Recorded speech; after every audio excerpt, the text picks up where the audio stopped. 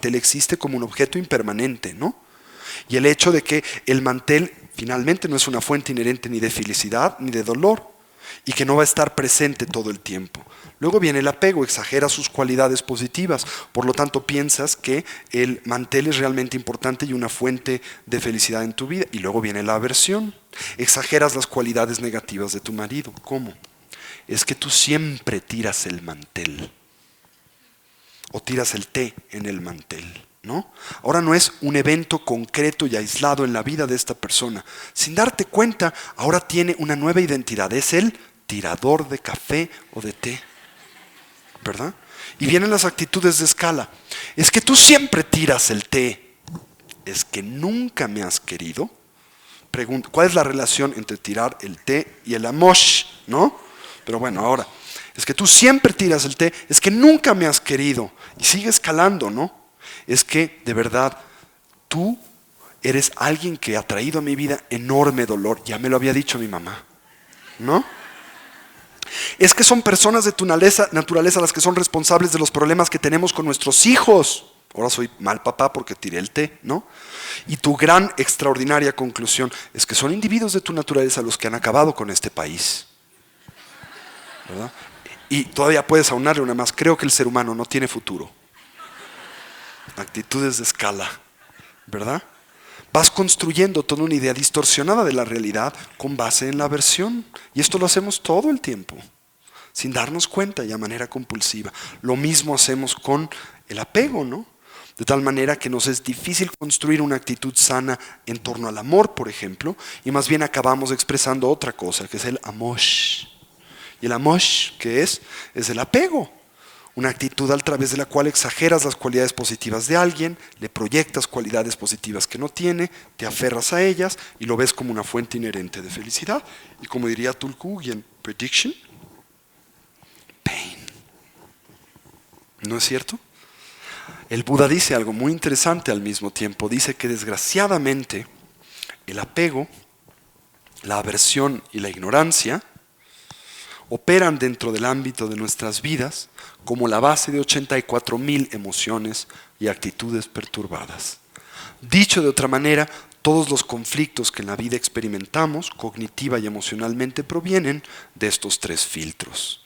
Yo les preguntaría, ¿es esto bueno o malo? Si lo piensan, es una gran fortuna, porque es relativamente fácil trabajar por lo menos con 3 elementos que podemos detectar. Imagínense que nuestras 84,000 emociones y actitudes perturbadas todas fueran discretas, singulares, independientes y tuviéramos que trabajar una a una con ellas, la liberación del sufrimiento sería imposible. Pero el hecho de que todas las emociones perturbadas provengan en esencia de diferentes ámbitos de combinación entre la ignorancia, el apego y la aversión, facilita el hecho de que al trabajar con estas tres podamos deconstruir el resto. Entonces es muy difícil de entender esto. Cuando yo era jovencito, en el monasterio en el que estudié, que se llamaba Kanyin Shedrublin, un bellísimo monasterio en el valle de Katmandú, mi maestro era muy simpático y de vez en cuando en las tardes, ya al anochecer, cuando estaba yo en una de estas actitudes muy aferradas, yo iba en el pasillo alguna ocasión, ¿no? Y nada más vi que salía su dedito de su cuarto así, ¿no? Algo especial. Yo creo que voy a recibir una extraordinaria transmisión. Entonces entro a su cuarto en penumbra plena, no se ve nada, y de pronto escucho un susurro en mi oído. Y lo que él dice, traducción literal, es: en este cuarto hay un pendejo y no soy yo. Todavía yo buscaba, ¿quién? ¿No? Eso entonces es reiterativo, emerge constantemente en nosotros. Y la tradición budista le llama kleshas y klesha varana. La traducción literal de estos conceptos es la siguiente. La palabra sánscrita klesha quiere decir algo así como una emoción o actitud perturbada. Y el concepto de klesha varana se refiere a un velo, un filtro cognitivo que nos lleva a experimentar el mundo a través de actitudes y emociones perturbadas, ¿no? Que nos impide ver las cosas como realmente son. Y por último, ¿no? Terminamos el día de hoy presentando las bases de aquello que estaremos discutiendo el día de mañana, que tiene que ver con lo siguiente. Desgraciadamente la ignorancia, el apego y la aversión, estos son nuestras emociones y actitudes perturbadas, conforman hábitos compulsivos y recurrentes de conducta que denomina la tradición budista, precisamente, karma. Esta es una palabra que estoy seguro han escuchado con anterioridad, pero suele ser uno de los conceptos más significativamente mal interpretados de la tradición budista, por lo que demanda una presentación muy detallada. Es un tópico complejo y muy vasto dentro del ámbito de la filosofía budista y por lo tanto requiero absolutamente de toda su atención para presentarlo. Creo que el día de hoy ya he exprimido demasiado de la misma y por lo tanto voy a comenzar con este tópico precisamente el día de mañana. ¿Hasta aquí vamos más o menos? Déjenme terminar entonces esta parte de mi presentación en torno a la segunda de las observaciones del Buda con una poesía de una maravillosa poeta mexicana, Rosario Siliceo, que creo que en muchos sentidos expresa el sentido budista del desapego, que no es indiferencia, sino la ausencia de este modelo con base en el cual exageramos las cualidades positivas de algo o de alguien y llevamos a cabo estas funciones de las que he hablado, y expresa la posibilidad de un auténtico amor. Se llama La poesía o el poema del tiempo, y quería compartirlo con ustedes para que podamos de alguna forma ilustrar estos conceptos budistas con facilidad.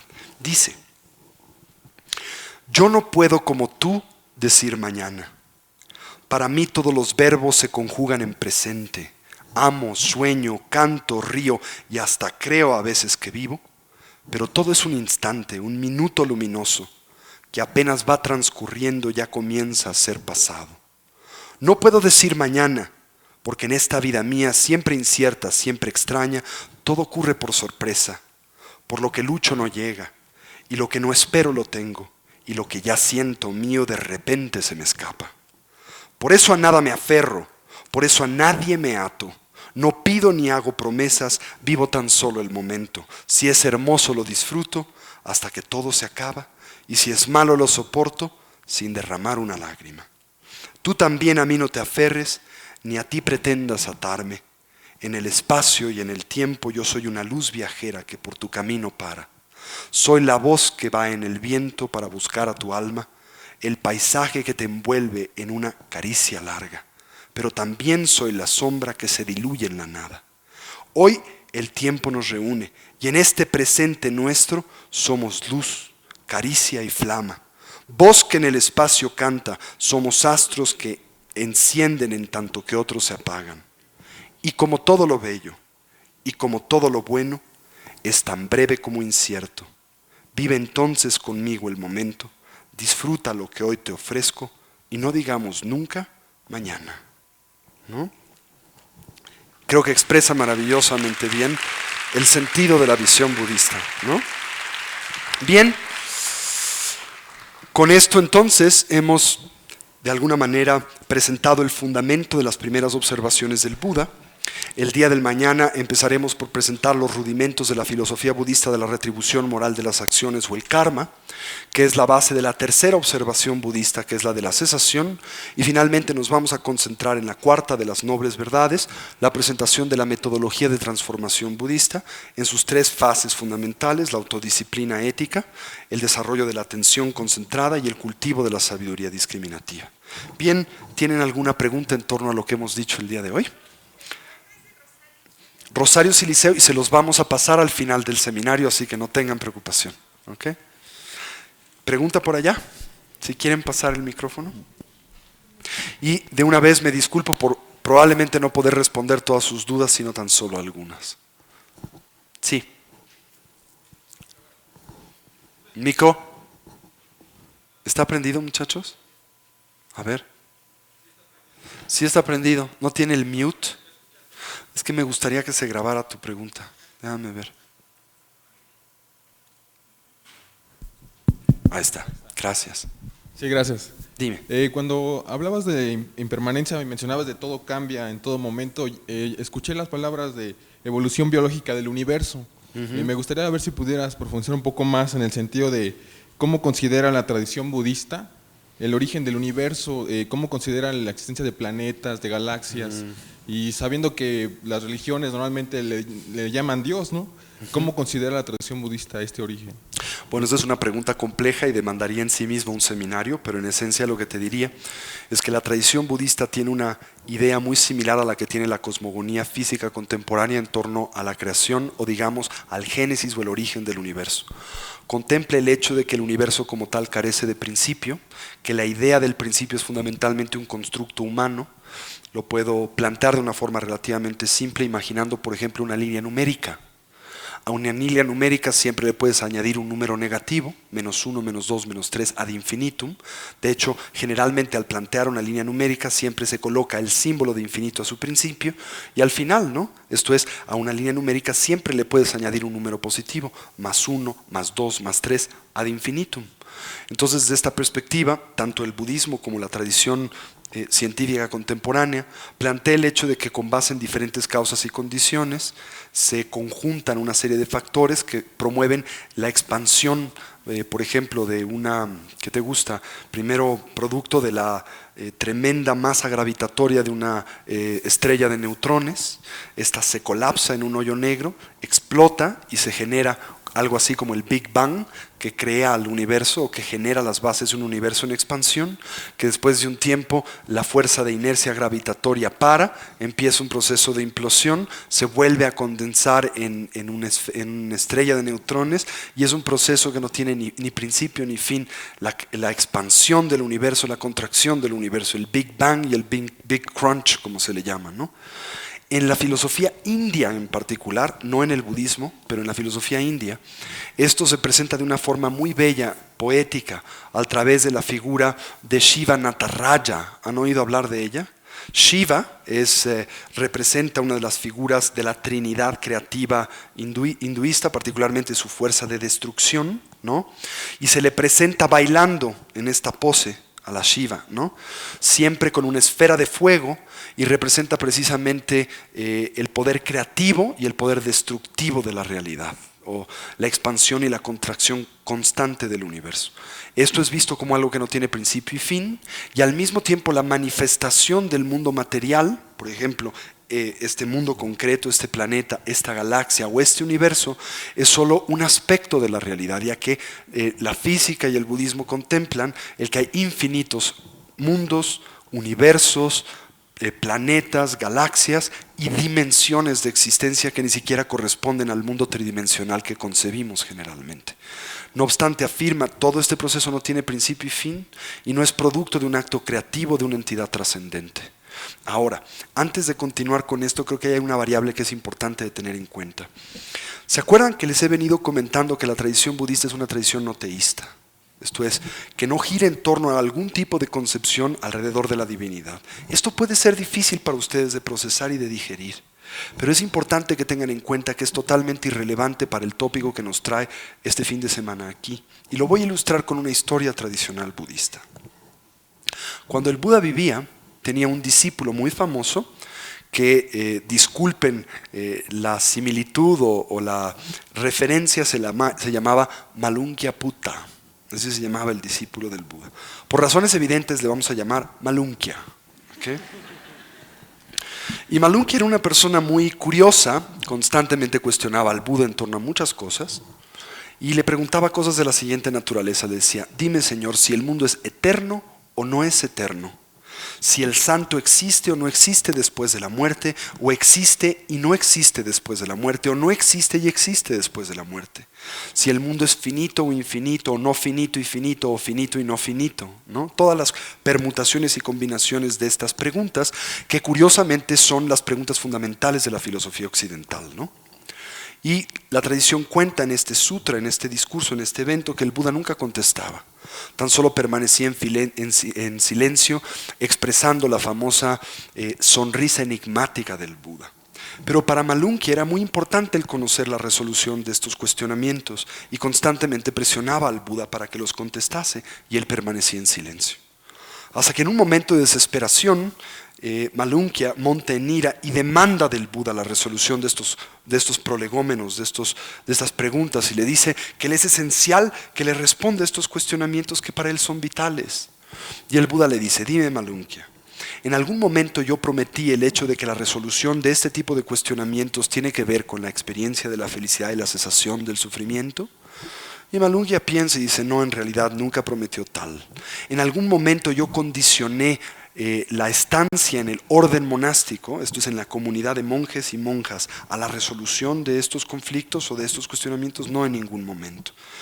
Y el Buda le pide a Malunkia que le siga en una historia y le dice, dime Malunkia, imagina que en un momento determinado mi sobrino, quien se llamaba Devadatta, se encuentra practicando el arte de la arquería.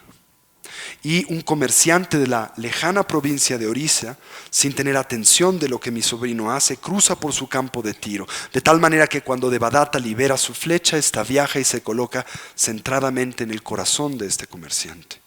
Imagina esto, Malunkia, y le dice el Buda, en este momento, ¿qué piensas que a este comerciante le interesaría? ¿El nombre y la casta de la persona que lo flechó?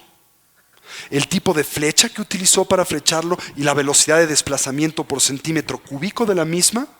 ¿Si la flecha es de Deportes Martí o de otro lugar? No, Malunkia.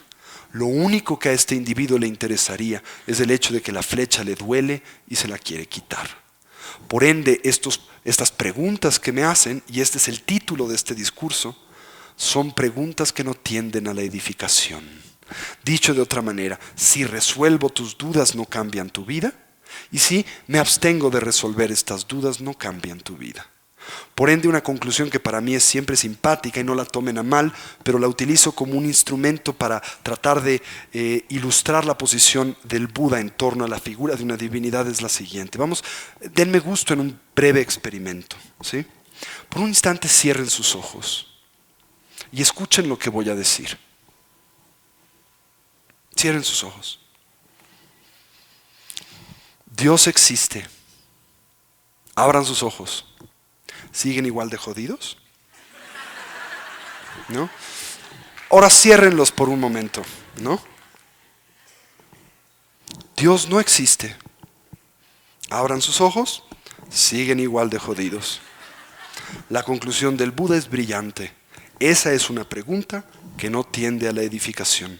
Por lo que, ¿por qué no mejor concentrarnos en aquello que transforma nuestras vidas? ¿Verdad? Así que no se pongan nerviosos. Sí, el budismo es una tradición no teísta, pero esto no afecta a si creen en ello, no. Más bien se concentra en otros problemas de la vida humana, como el sufrimiento, sus causas y la posibilidad de su cesación. Si existe una divinidad, estará contenta de que logren este cometido, y si no existe, tomarán sus vidas en sus manos, que es lo más inteligente. ¿No creen? Bien, esa es la postura que el budismo tiene ante este tema, para que pues no se pongan nerviosos, ¿ok? Bien, ¿tú?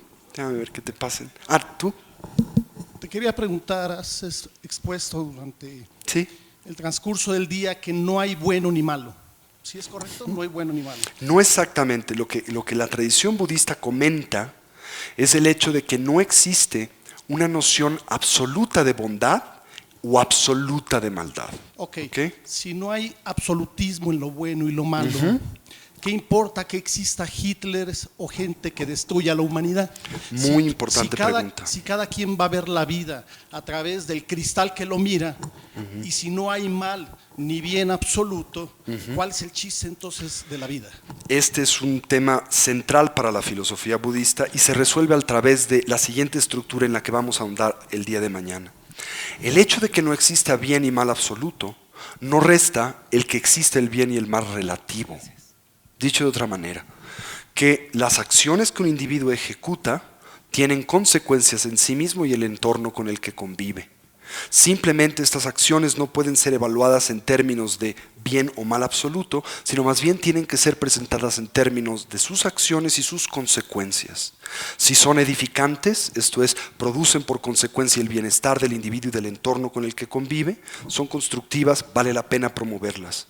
Si no son edificantes, producen dolor, insatisfacción y sufrimiento en el individuo y en el entorno con el que convive, vale la pena disminuirlas o erradicarlas.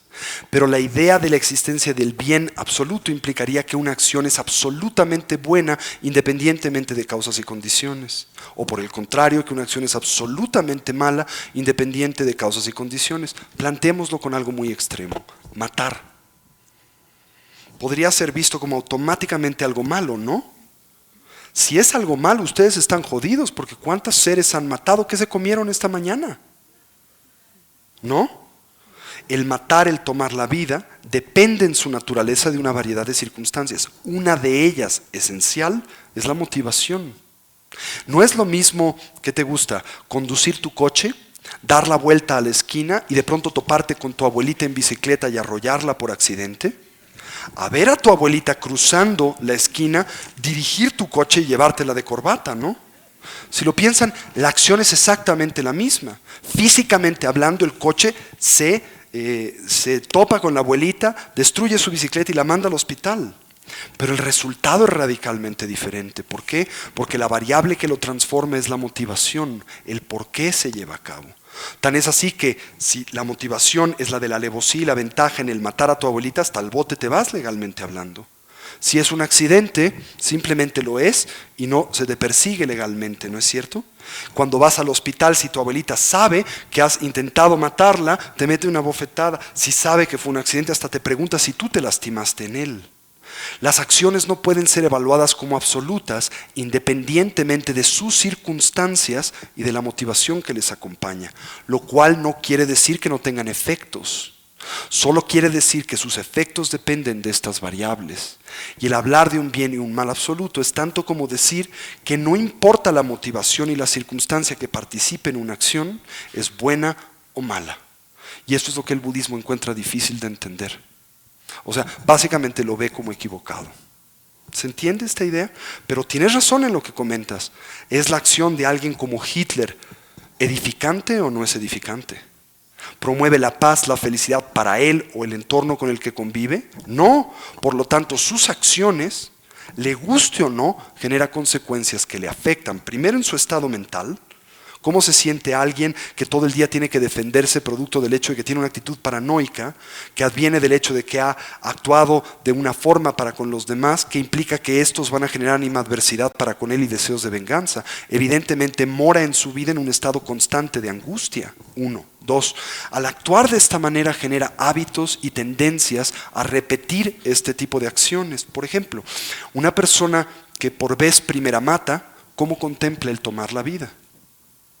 Por ejemplo, un soldado, la primera vez que le vacía una pistola a un enemigo, lo ve como un asesinato, es un evento muy traumático en su vida. Pero ¿qué pasa después de que lo ha hecho 100 veces? Es un hábito, lo hace automáticamente. Esto llega hasta un punto tan monstruoso que Joseph Stalin, uno de los grandes asesinos de la historia, mató a 30 millones de su propio pueblo, directa o indirectamente.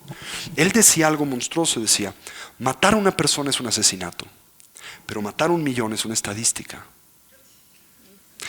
Esto les revela cómo operan estos patrones mentales, ¿no? El acto de matar que produce el hábito de matar, hasta que llega un momento en donde para ti es una acción automática. Y no obstante, ¿qué genera?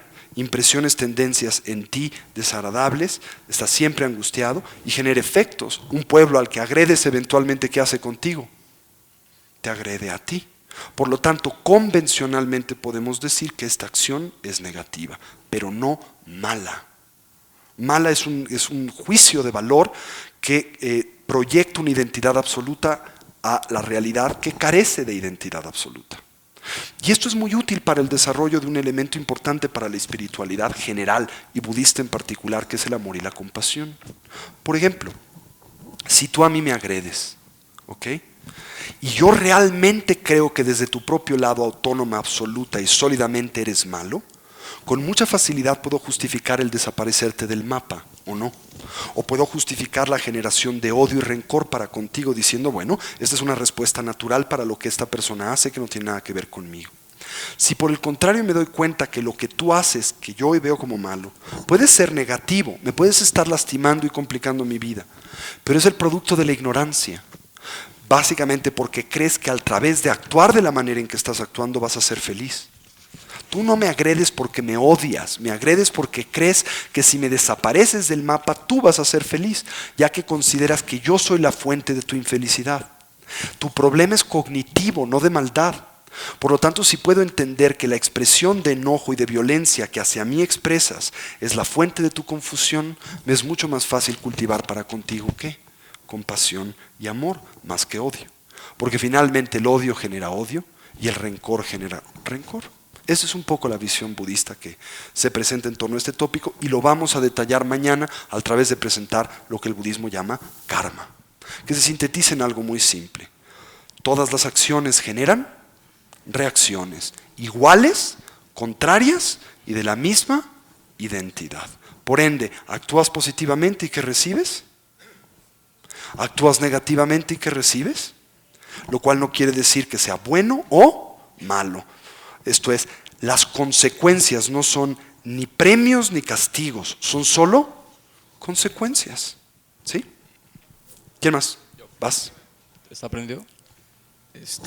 Mira, recapitulando. Ahorita nos echamos uno de arriba. De lo que dijiste del Buda, que nada tiene identidad absoluta, solo identidad relativa. La budeidad es una identidad relativa o absoluta. O la budeidad puede llegar a ser inmortal. Y otra, la última nada más. Ya entendí que se puede amar sin sentir apego, que es lo que dice. No, ya lo oíste. Ya lo entendí. ¿Entiendes lo que amar acabo de sin decir? sentir apego. Más o menos ahí me quedó mal.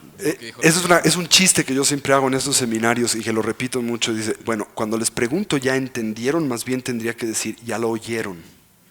Porque entenderlo demanda una enorme cantidad de procesamiento hasta que llega un punto en donde una idea de esta naturaleza se convierte en una forma de conducta. ¿Sí? Y la realidad es que en este seminario les van a quedar claras muchas cosas, pero instantáneamente al salir por la puerta las van a olvidar. Para realmente hacerlas presentes van a necesitar de un esfuerzo concentrado que gire en torno a lo que vamos a presentar el día de mañana, que son técnicas de ¿cómo les podríamos decir? Reconversión cognitiva. Esto es, técnicas que cambien sus modelos ordinarios de percibir el mundo, como es la meditación, y esto toma tiempo. Pero bueno, solo quería hacer esto que no es personal, sino corresponde a todos nosotros. Nada más eso, y una última pregunta, o sea, ¿cómo puede existir un egoísmo sin sentir apego? Es lo que no he entendido. O sea, el Buda, De hecho, ¿cómo alcanza el Buda una budeidad? Bueno, ¿Cómo alcanza la budeidad si no tiene egoísmo propio? Si tiene egoísmo propio, pero al mismo tiempo es altruista con los hombres, es lo que no entiendo. Bueno, primero, la tradición budista define a la budeidad como una experiencia en constante transformación y movimiento. Un Buda no es una persona estática, no es que en el instante en que obtienes la budeidad te congelas, ya soy un Buda y ya no puedes hacer nada, ¿no? Por el contrario, lo que llama la tradición budista, lo que describe la tradición budista por el concepto de budeidad, es un estadio en donde el individuo simplemente, aunque esto es mucho decir, ha actualizado plenamente sus potenciales y trascendido sus limitaciones.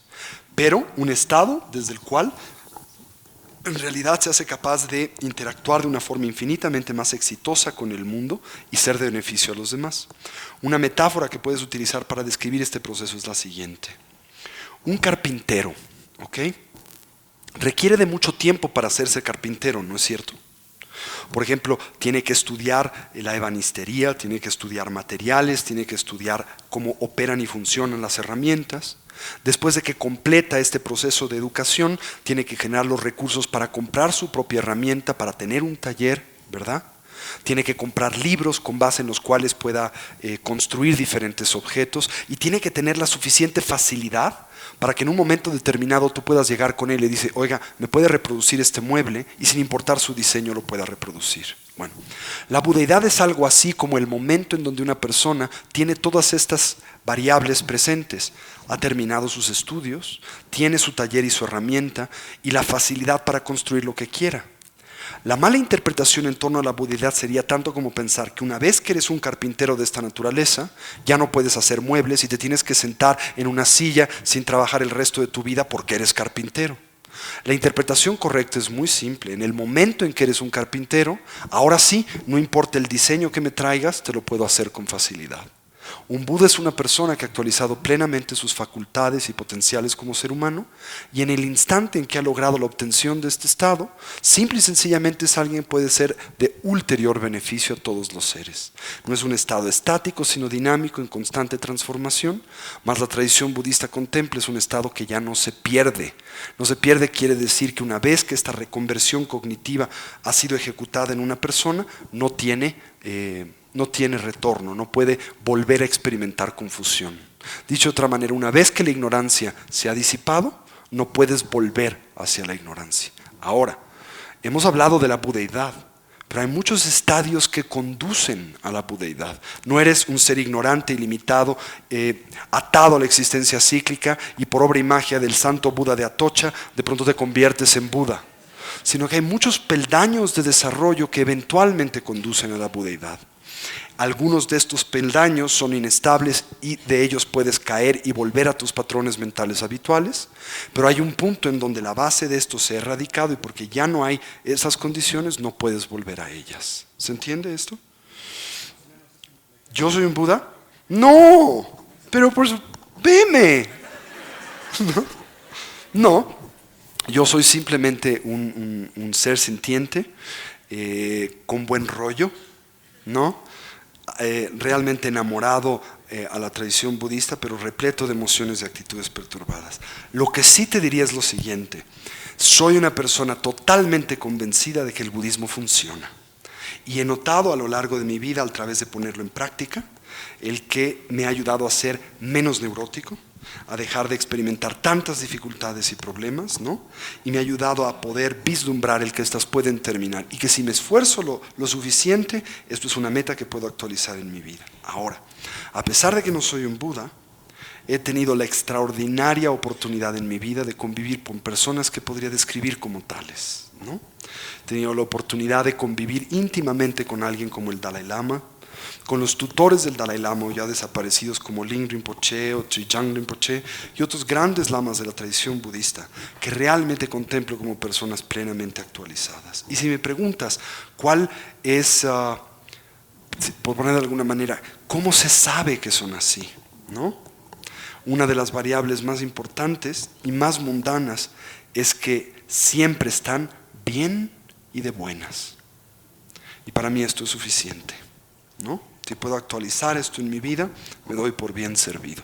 Porque vivo en un mundo en donde la mayoría de nosotros estamos bastante jetones todo el tiempo, ¿no? Bien. Yo te quiero hacer una pregunta.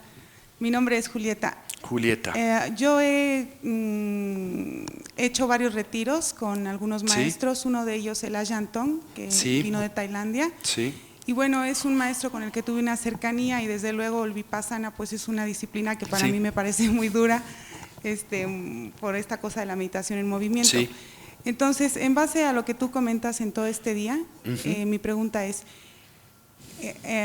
referente al apego. ¿Hasta dónde yo, digo, y quiero hablar en primera persona, porque creo que es lo más correcto, hasta dónde las prácticas que tú nos muestras aquí, en qué punto se pueden convertir en un apego? Y si esto fuera cierto o pudiera suceder, ¿cómo es que se puede trabajar para poner esa línea, para detectar esa línea delgada entre que en ese engaño interior de que yo estoy aquí haciéndole como de Santa Teresa o Teresa de Calcuta, Sí. y cuando en verdad no lo soy, simplemente estoy escuchando, pero no estoy ¿cómo dijiste Procesando, tú? intimándolo. Procesando, Claro. sintiendo, porque Claro. lo estoy razonando. Claro. Entonces, para mí es importante que me digas esa línea invisible en donde me puedo engañar, se puede convertir en apego o no. Lo primero que te sugeriría o que me gustaría que tuvieras en cuenta es el hecho de que no debes de olvidar cuál es la definición budista del apego, ¿no? La tradición budista plantea la experiencia de este método de interacción para con la realidad como un hábito, como una función cognoscitiva.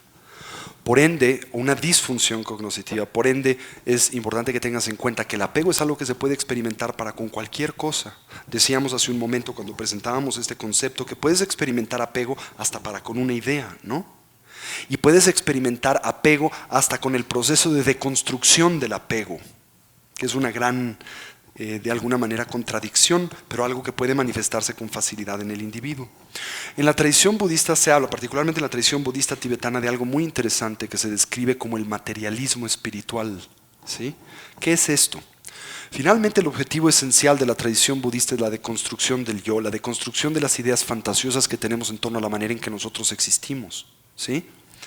Pero es cierto que también con facilidad el ego, si le puedes llamar de esta manera metafóricamente, porque no es una persona, sino una función o disfunción cognitiva, pero el ego, ¿no?, puede utilizar absolutamente cualquier cosa a su alrededor para reafianzarse y solidificarse. Y una de las variables más peligrosas que el ego puede utilizar para consolidar este propósito es el propio Dharma, los propios métodos de transformación y desarrollo budistas. Por ende, en la tradición se enfatiza una variable esencial, esto es, el instrumento más poderoso para ayudarte a no caer en esto. Es evidente en primera instancia el autoanálisis, la meditación, etc.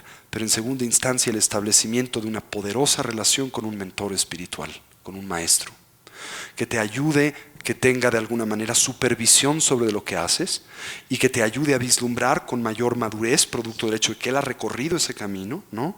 Y evidentemente se trata de una persona calificada que te puede ayudar a vislumbrar hasta qué punto estás manipulando este proceso a favor de la reconstrucción del ego o hasta qué punto lo estás aplicando adecuadamente.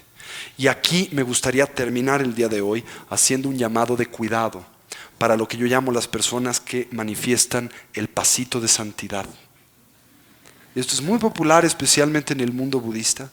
Gentes que se ponen nombres budistas, que empiezan a vestirse solo de blanco, que caminan como si estuvieran flotando en el espacio y que te hablan como susurradito. Si te encuentras a una persona como esa, corre, porque es muy probablemente un charlatán.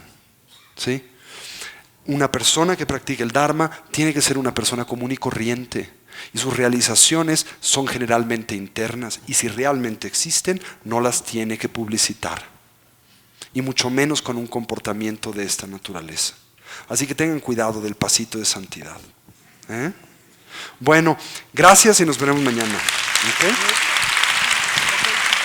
Les recuerdo que mañana nos vemos a las 10 de la mañana, y no tiempo relativo, sino absoluto. Por un buen tiempo dentro del Comité Pro Tibet. Como les comentaba, es una de las áreas de trabajo de la Casa del Tibet de México. En el audiovisual que tuvimos la oportunidad de presentarles el día de ayer, la idea es compartir con ustedes un que nosotros surja. Simplemente la observamos, la dejamos pasar y volvemos la atención a la respiración, haciendo un esfuerzo por no controlar este proceso, tan solo notarlo. Vamos a hacer esto por un momento.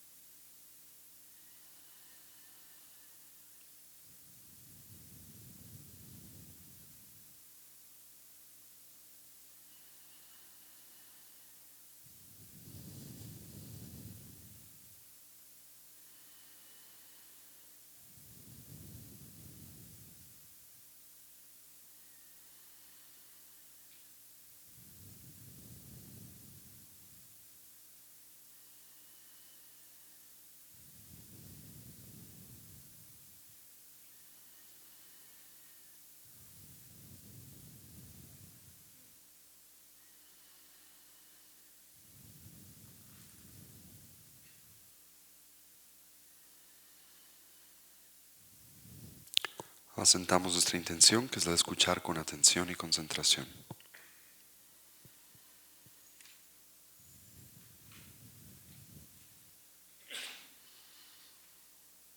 En nuestra motivación, el por qué estamos aquí, con el propósito de aprender nuevos métodos y medios a través de los cuales podamos ser de mayor beneficio a nosotros y a los que nos rodean.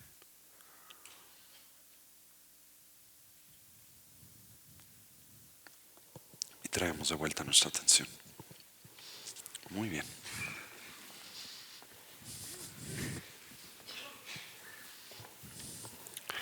Linda, necesito... igual está aquí. Perdón. Así es. Ok. Gracias. Bueno, el día de ayer empezamos por presentar las primeras observaciones esenciales del Buda, sus intuiciones primarias, aquellas que encontramos presentes dentro del ámbito del llamado sermón de la primera puesta en movimiento de la rueda de la tecnología budista. Hablamos acerca de la primera de sus observaciones, la primera verdad noble, la verdad del dukkha. Hablamos también acerca de los rudimentos o los elementos esenciales presentes en la segunda de sus observaciones, la segunda verdad noble, la verdad de samudaya, origen o causa. Y hoy nos vamos a concentrar en el último aspecto, pero que es uno realmente importante o significativo y relevante de esta observación del Buda, que tiene que ver con lo que exponemos o presentamos con base en lo que se llama la filosofía de la retribución moral de las acciones o los conceptos budistas en torno a la causalidad ética, en particular el karma y las repercusiones que tienen en el individuo. Así que bueno, vamos a concentrarnos en esta idea por un momento.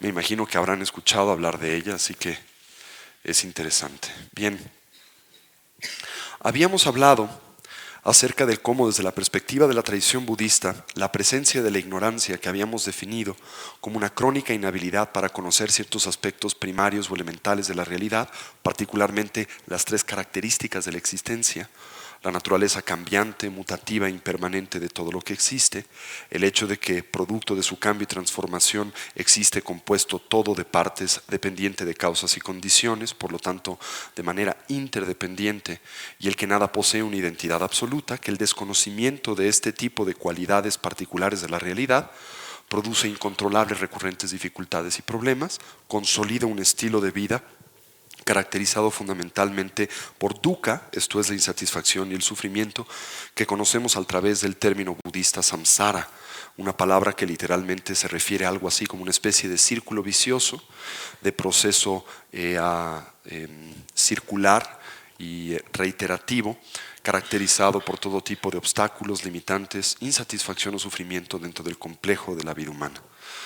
La traducción a la lengua tibetana de la palabra samsara es korlo, que precisamente se refiere a este concepto de ciclicidad, de círculo vicioso, del cual a menudo nos es muy difícil de salir o difícil de escapar, producto del hecho de que en lugar de construir las causas que propician la felicidad a manera ordenada o sistemática, más bien construimos compulsivamente aquellas que conducen al dolor y al sufrimiento. Habíamos comentado cómo también desgraciadamente la estructura de la ignorancia nunca viene sola, sino que viene acompañada de otras emociones y actitudes perturbadas u otras, digamos, mecánicas de distorsión de la realidad, como son el apego, que habíamos definido como un hábito mental con base en el cual exageramos las cualidades positivas de objetos, personas, circunstancias o ideas, superimponemos cualidades positivas sobre lo que no las tiene, experimentamos una dimensión de aferramiento y la proyección, que es parte de lo que llamábamos ignorancia activa, no solamente pasiva, que es el desconocimiento, la proyección de la idea de que aquello que vemos a través de los ojos del apego existe desde su propio lado, de manera autónoma, como una fuente inherente de felicidad que debemos de tener. Habíamos también platicado acerca de la aversión como un hábito mental con base en el cual hacemos lo contrario. Ahora exageramos las cualidades negativas de algo de alguien, proyectamos o superimponemos cualidades negativas sobre lo que no las tiene, nos aferramos a estas interpretaciones con base en la creencia de que aquello que vemos a través de los ojos de la aversión existe desde su propio lado y a manera autónoma como una fuente inherente de dolor de la que tenemos que deshacernos. Habíamos también comentado que la ignorancia, el apego y la aversión operan o sirven desde la perspectiva budista como la base de 84,000 emociones y actitudes perturbadas. Esto es una manera muy india de decir todos los problemas, particularmente emotivos y cognitivos por los que atravesamos cotidianamente, tienen esencialmente como origen lo que llamamos el triple veneno, estas tres condiciones cognitivas y psicológicas. También había comentado el día de ayer que esto, aunque no lo crean, es algo muy afortunado. ¿Por qué? Porque si cada una de las estructuras de nuestras emociones y actitudes perturbadas tuviese una identidad concreta, absoluta o autónoma, literalmente para poder trascender los problemas de la vida diaria, tendríamos que diseñar por lo menos 84,000 diferentes tipos de remedios o de antídotos, lo cual trascendería con mucho nuestras habilidades. Afortunadamente, producto del que todas estas emociones y actitudes perturbadas no son más que el resultado de la combinación de este triple veneno en diferentes proporciones y características, si logramos atacar frontalmente la ignorancia a través de la producción de sabiduría, que no es meramente, evidentemente, una dimensión de entendimiento intelectual. Ayer enfaticé mucho la necesidad de poderlo aterrizar e intimar a través de diferentes instrumentos, particularmente en la tradición budista a través del uso de estados alternos de atención, diferentes formas de experiencia racional que producimos a través de la meditación. Es posible entonces llevar a la producción de la sabiduría o el entendimiento de la realidad como un antídoto para la deconstrucción de la ignorancia.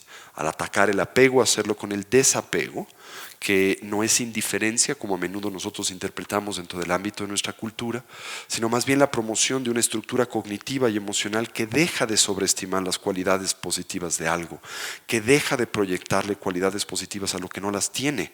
En otras palabras, una actitud de relación para con el mundo y todo lo que en éste existe, centrado en una visión correcta de las cosas como son, impermanentes, interdependientes, ausentes de una identidad absoluta o autónoma.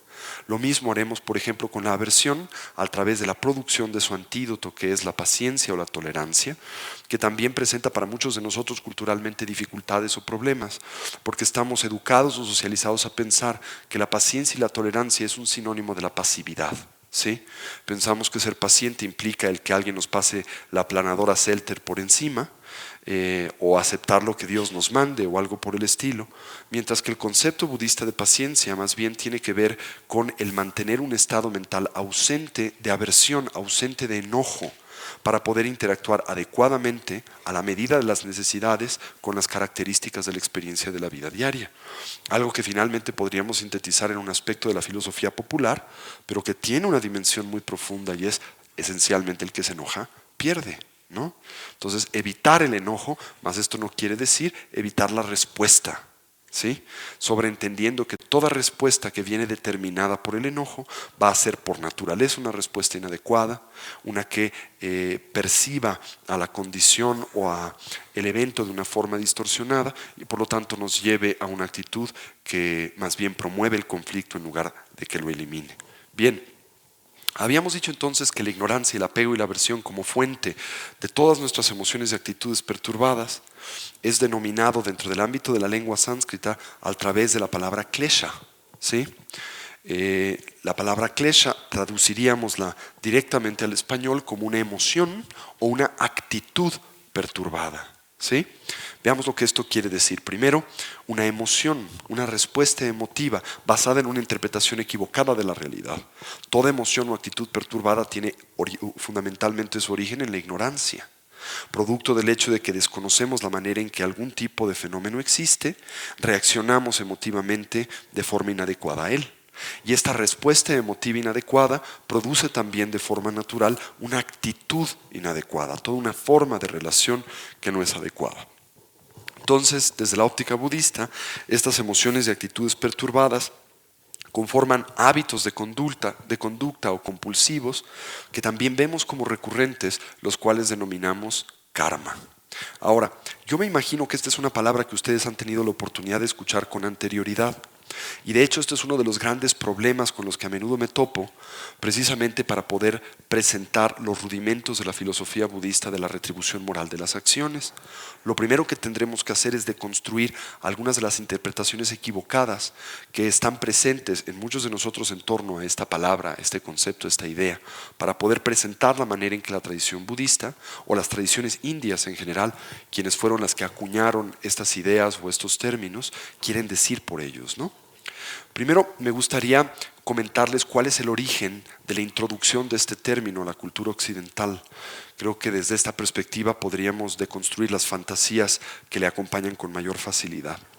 La palabra karma llega a Occidente fundamentalmente a través del trabajo de una escuela esotérica, básicamente inglesa. Comienza a finales del siglo XIX a través de la obra de una mujer que se llamaba Madame Blavatsky, una promotora del esoterismo, que más tarde fue básicamente comprobada como una charlatana, ¿no?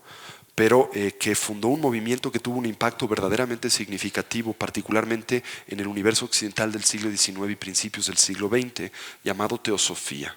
Aún hoy en día, esta es una escuela esotérica muy popular en el mundo, que se basa esencialmente en la combinación de algunas propuestas espirituales y filosóficas de las tradiciones orientales y de la tradición cristiana, judía e islámica, la cual aparentemente presenta desde la óptica esotérica, que básicamente quiere decir desde su propia interpretación, ¿no? El movimiento teosófico es uno de los primeros que entra en contacto directamente con el budismo en Asia y toma de algunas ideas, algunas que interpreta adecuadamente, otras que interpreta de forma totalmente equivocadas. Le debemos el hecho de que haya popularizado un interés para con el universo budista y particularmente para el mundo tibetano, ya que dentro del ámbito de la estructura fundamental de la teosofía se comenta que el origen de sus ideas viene de una serie de grandes almas, a los que ellos llamaban así Mahatmas, que vivían en alguna parte de los Himalayas y se comunicaban telepáticamente con los fundadores de este movimiento espiritual. Si bien todo esto es falso, lo importante es que en efecto creó un nivel muy grande de interés para con el mundo tibetano que se fue popularizando más tarde. Pero bueno, una de las cosas que la teosofía importa del mundo budista es el concepto de karma, y es con base en la interpretación teosófica de estos conceptos que nosotros hemos entrado en contacto con ellos en Occidente, popularmente hablando, evidentemente con muchas malas interpretaciones. Entonces lo primero que me gustaría es, al presentar este concepto, hablar con cierto detenimiento acerca de las malas interpretaciones que tenemos de él antes de presentar lo que realmente quiere decir. ¿Ok? Bueno, primero, ¿cuál es el significado fundamental de la palabra sánscrita karma? Esta es una palabra que traducimos a la lengua tibetana a través del vocablo le, ¿sí? ¿Qué quiere decir literalmente karma? Bueno, su traducción es acción, punto, ¿sí? Se refiere al hecho de que todas las actividades, todas las acciones que los seres sintientes ejecutan, las acciones de dimensión corporal, las acciones de dimensión emocional y comunicativa, las acciones de dimensión cognitiva o intelectual producen efectos, punto, ¿sí? El Buda, y esto es algo que he venido tratando de resaltar a lo largo del seminario, tanto el día de ayer como lo estaré haciendo el día de hoy, por encima de un gran reformador religioso o espiritual, podría ser visto, creo yo, de forma mucho más correcta como un gran científico social, ¿sí? Una persona que dedicó la totalidad de su vida a la investigación del fenómeno cognitivo, la manera en que percibimos el mundo, y que logró de alguna manera trascender los límites autoimpuestos que el ser humano ha diseñado para sí mismo, consciente o inconscientemente, descubriendo en esencia la naturaleza de la mente como un flujo de eterna continuidad que carece de principio y fin, y ha experimentado a lo largo del tiempo sin principio un sinnúmero de renacimientos, que es un concepto fundamental o primario del mundo budista, del que hablaremos más tarde. Como tal, entonces, el Buda, como un gran científico social orientado hacia el estudio de la naturaleza y sus fenómenos y la manera en que nosotros nos relacionamos con estos o cómo los afectamos y estos nos afectan, descubre temprano dentro del ámbito de su ejercicio espiritual, de este proceso de investigación de la realidad, que el mundo en el que nosotros vivimos evidentemente no funciona ni existe o opera de una forma caótica o desorganizada, que deben de existir naturalmente ciertos principios de ordenamiento de las funciones naturales y particularmente de las acciones y sus consecuencias o de la manera en que funcionan todo tipo de fenómenos. Como lo hace Newton en el siglo XVII, plantea y descubre uno de los principios fundamentales del ordenamiento natural del universo, que es básicamente la ley de la causalidad. Más tarde Newton la plantea matemáticamente, particularmente en torno a la manera en que este opera y funciona en los fenómenos materiales, ¿no? Y en la relación que estos tienen con fenómenos tales como la gravitación, a través de la tercera ley del movimiento.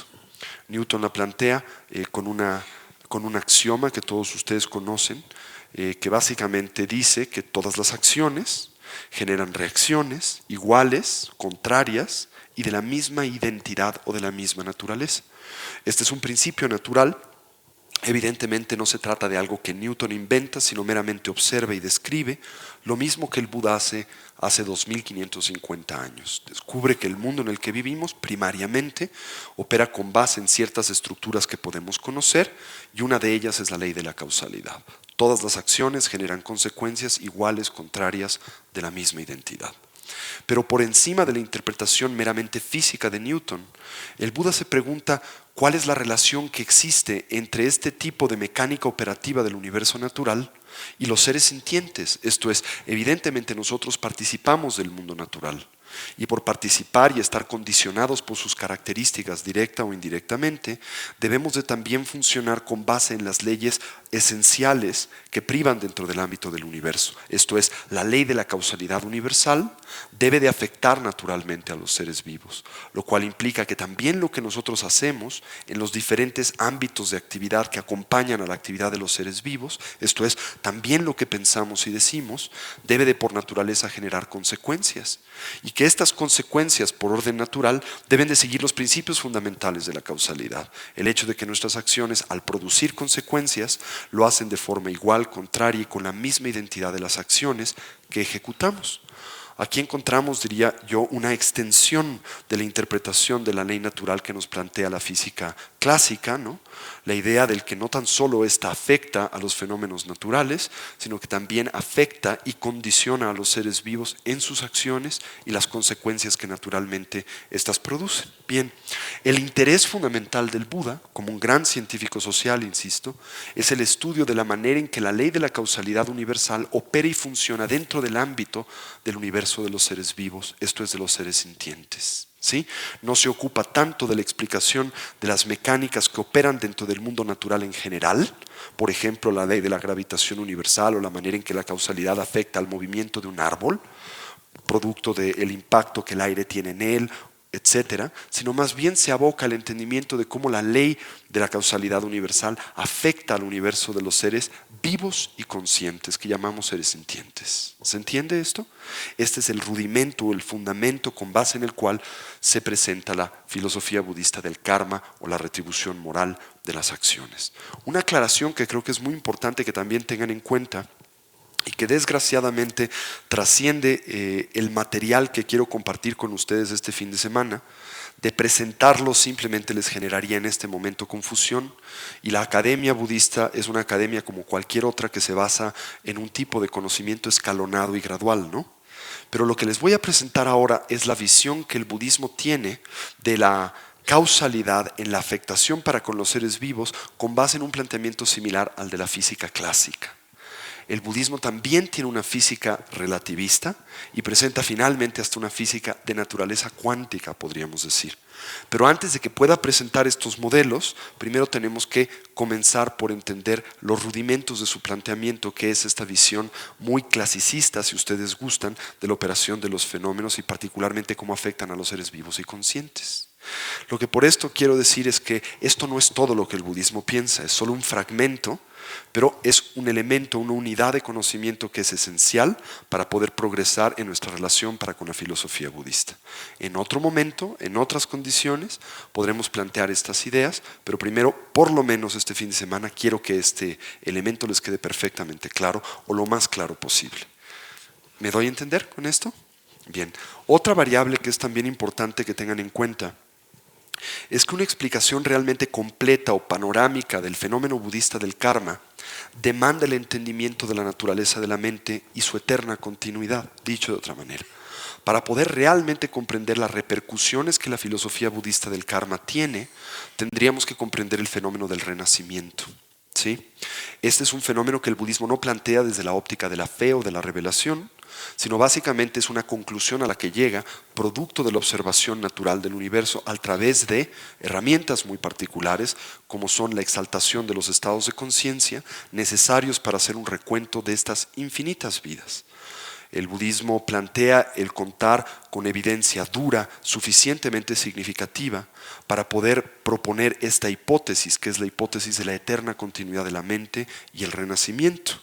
La hipótesis simultáneamente del cómo este fenómeno generalmente está determinado por fuerzas inerciales, básicamente por hábitos cognitivos y emocionales, y cómo el camino espiritual budista, centrado en la deconstrucción de estos impulsos, hábitos y tendencias, finalmente tiene por objetivo el desestructurar y desarmar estos hábitos para producir un fenómeno llamado liberación, finalmente un fenómeno todavía más sofisticado que este, que es llamado la iluminación, en donde el individuo cobra total dominio de sí mismo y deja de ser manipulado por la inercia de estos hábitos y por lo tanto puede controlar o mantener un estado de plenitud y lucidez en el proceso de la muerte, el estado intermedio entre la muerte y el renacimiento y el propio proceso del renacimiento.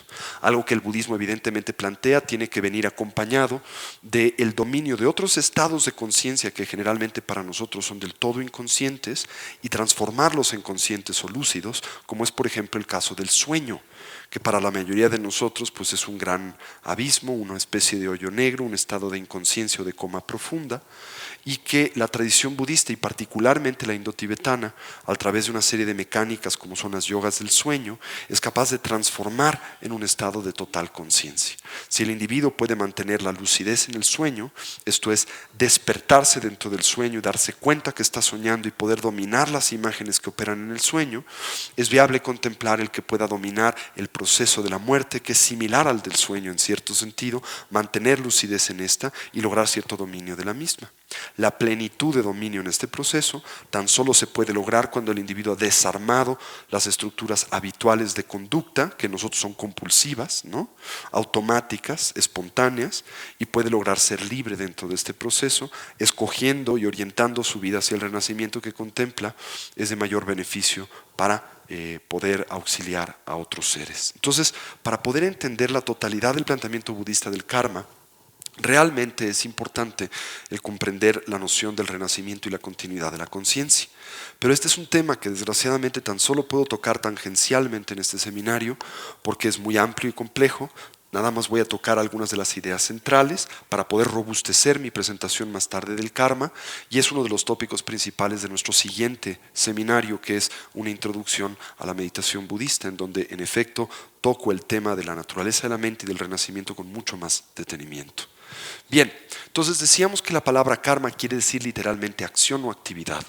Se refiere a la observación del Buda en torno al hecho de que el universo opera de forma organizada, que uno de los principios primarios que determinan la operación de todo tipo de fenómeno natural o material en el mundo es la ley de la causalidad universal, que también el Buda observa y no inventa, todas las acciones generan consecuencias de las que somos responsables, y finalmente el entendimiento del que nosotros como seres vivos y conscientes participamos evidentemente del mundo material, también estamos inmersos dentro de las estructuras que lo rigen y por lo tanto la ley de la causalidad universal debe de tener algún tipo de efecto o debe de determinar una dimensión de elementos dentro del ámbito de nuestras vidas. Bien, bueno, antes de decir esto, dos de las más importantes ideas equivocadas que la gente tiene en torno al karma son las siguientes.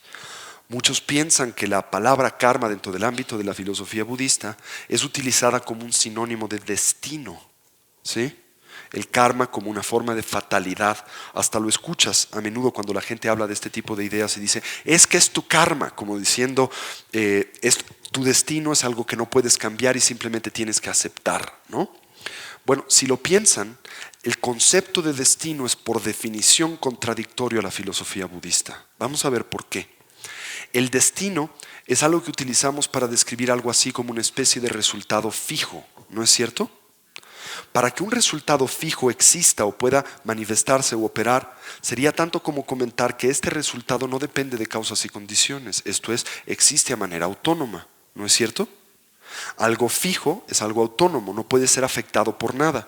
Si el destino existe, es tanto como decir que no importa lo que hagas, piensas o dices, estas actividades no van a poder afectar de forma alguna, ¿no?, este fijo resultado que te espera. Bueno, si lo piensan, una idea o un planteamiento de esta naturaleza viola los principios fundamentales de la física, de la naturaleza o de la realidad. Vamos a ver algunos de los básicos que ya hemos presentado. Si ustedes recuerdan, el Buda afirma que una de las características esenciales de la realidad o de la existencia, una marca de esta, es la impermanencia. Todo cambia y se transforma momento a momento. El hablar de fatalidad o destino, ¿qué implica? El que un resultado fijo no está sujeto al cambio. Por lo tanto, violaría uno de los principios esenciales de la realidad. 2. Todo lo que existe, dice el Buda, producto del hecho de que muta, cambia y se transforma momento a momento, ¿no?, depende de causas y condiciones. Esto es interdependiente. Si existe un resultado fijo, quiere decir que éste existe autónomamente. Esto es, no depende ni de causas ni de condiciones, o causas y condiciones no lo pueden afectar. Si lo piensan, viola el segundo de los principios o observaciones fundamentales de la realidad. Y por último, el Buda afirma como centro de su doctrina que nada tiene identidad inherente, nada tiene una identidad absoluta. Mientras que si existe la fatalidad o el destino, sería tanto como decir que existe un resultado fijo que tiene identidad absoluta. Por ende, viola el tercero de los principios fundamentales de la realidad. Este es un concepto ajeno al mundo budista y sugiero y trato de plantearles el que no identifiquen el concepto budista con el de destino. Este es un vicio que viene básicamente de la equivocada interpretación que del karma tiene la filosofía azotérica, porque de verdad se azota, de la teosofía. ¿Okay? Entonces quítense esta idea desde la perspectiva budista, así como desde la perspectiva de la física contemporánea. El destino es un constructo humano, no puede existir. ¿Vamos? Porque implicaría la existencia de un fenómeno que viola todos los principios de la naturaleza y del sentido común. ¿Vamos? ¿Se entiende esto? Al mismo tiempo implicaría la inutilidad de la vida espiritual, ¿no? Si nuestro destino es fijo, pues ¿para qué te esfuerzas absolutamente en cualquier cosa? Este ya está predeterminado para ti independientemente de lo que hagas o dejes de hacer. Si lo que llamamos karma es acción, se refiere al hecho de que, por el contrario, todo lo que haces, piensas y dices produce consecuencias multidimensionales, lo cual quiere decir que momento a momento nosotros generamos las condiciones que determinan nuestro futuro. Es más, esto es algo que ustedes pueden observar o deducir a través del sentido común. A veces yo comento que una de las cosas que realmente más me azoran y maravillan de la filosofía budista es que es una real filosofía del sentido común. Es más, le llamo la filosofía del sentido común trascendental. Nada de lo que les he planteado a lo largo del fin de semana es algo que tienen que creer, y todo es bastante sensible, todo es bastante fácil de entender, por lo menos primariamente. Muy difícil de intimar, pero fácil de entender, ¿o no? No les estoy hablando ni de extraterrestres, ni les estoy hablando de fantasmas que moran en el auditorio, ni les estoy pidiendo que crean acerca de que soy el nuevo Mesías, ¿no? Eso es una tristeza, que no se den cuenta de eso, pero bueno, no les estoy pidiendo que se den cuenta, ¿no? Algo muy simple, bien. Entonces, ustedes lo pueden validar a través de una observación muy simple. Por ejemplo, si piensan acerca de su presente, ¿cómo llegaron aquí a este auditorio esta mañana? Tendrían que aceptar que el hecho de que se encuentran aquí esta mañana depende de todas las decisiones que hicieron a lo largo del día de ayer, anteayer, etcétera. Simplemente contemplen la cascada de decisiones que repercuten en el hecho de que ustedes estén aquí este día. Y es una cascada de decisiones, no solamente una, ¿no? Varias semanas de diferentes circunstancias. Es más, tendría que decir, toda su vida ha servido para que este día estén aquí, ¿no? No lo interpreten esto mal. No quiere decir que estoy contemplando el que estén aquí es maravilloso y va a transformar sus vidas y son unos suertudos de estar conmigo aquí. No, porque para el caso, los tacos que se van a comer a la hora de la comida también son el resultado de decisiones que han venido cultivando a lo largo del tiempo sin principio. Pero el punto es que este instante es el producto de su pasado, ¿sí o no? ¿Podrían ustedes comprender este momento divorciadamente de su pasado? Esto es, de pronto se manifestaron a la manera de Viaje a las Estrellas, corporeizándose en su asiento así, ¡fum! ¿No? No, ¿verdad? El acto de estar aquí ha dependido de una variedad de decisiones conscientes e inconscientes que han tomado, no solamente ayer o anteayer, sino inclusive tendría que decir a lo largo de toda su vida. ¿Cierto o falso? ¿Por qué es que, por ejemplo, algunos de ustedes están en este seminario y los 20 millones de mexicanos de la Ciudad de México no están aquí? Quiere decir que la totalidad de su estructura personal y psicológica desde pequeños hasta esta fecha han determinado el que tomen la decisión de participar en un seminario de esta naturaleza. En fin, en síntesis, algo que pueden observar con el sentido común, el presente es el producto de su pasado, ¿sí o no? Bueno, ¿por qué no dan el siguiente salto? Si el presente es el producto de tu pasado, no es más que natural concebir el que tu presente es la condición que determina tu futuro. Y si el presente es la condición que determina tu futuro, te guste o no, y es muy importante que tengan en cuenta que esto no es un concurso de popularidad. Esto es, opera te guste o no te guste, te sea o no te sea conveniente. Tu presente produce tu futuro y eres directa o indirectamente el arquitecto del mismo. Y a este modelo de entendimiento de la realidad relacionado con las decisiones conscientes e inconscientes de los seres vivos, el budismo lo describe a través de lo que llama karma o la retribución moral de las acciones, o simplemente la filosofía de lo que llama el Dalai Lama, el líder temporal y espiritual del pueblo tibetano, responsabilidad universal. ¿Y qué quiere decir esto de responsabilidad universal? Que eres universalmente responsable de todas sus acciones y sus consecuencias. ¿Se entiende esto?